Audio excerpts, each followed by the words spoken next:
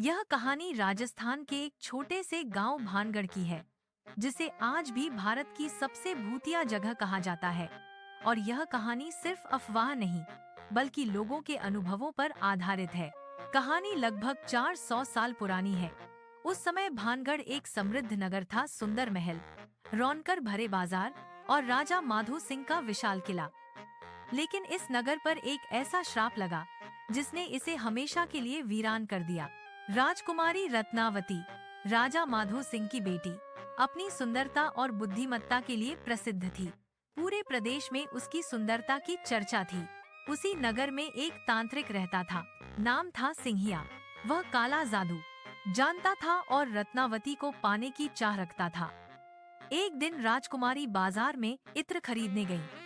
तांत्रिक ने इत्र की बोतल पर जादू किया कि अगर रत्नावती उसे लगाएगी तो वह उसके वश में आ जाएगी। लेकिन राजकुमारी बहुत चतुर थी। उसने तांत्रिक की नीयत भांप ली और बोतल को एक पत्थर पर फेंक दिया। जादुई तेल गिरते ही वह पत्थर लुढ़कता हुआ तांत्रिक की ओर गया और उसे कुचल दिया।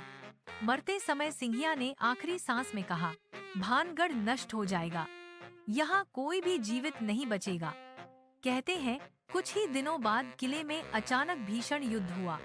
पूरा नगर तहस नहस हो गया और तब से भानगढ़ वीरान पड़ा है। आज का भानगढ़ भारतीय पुरातत्व विभाग आसी ने वहां बोर्ड लगाया है। सूर्यास्त के बाद और सूर्योदय से पहले इस क्षेत्र में प्रवेश वर्जित है।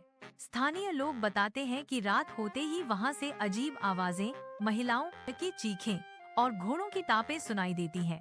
कई लोगों ने वहां रात बिताने की कोशिश की, लेकिन कोई भी सुबह तक नहीं रुका।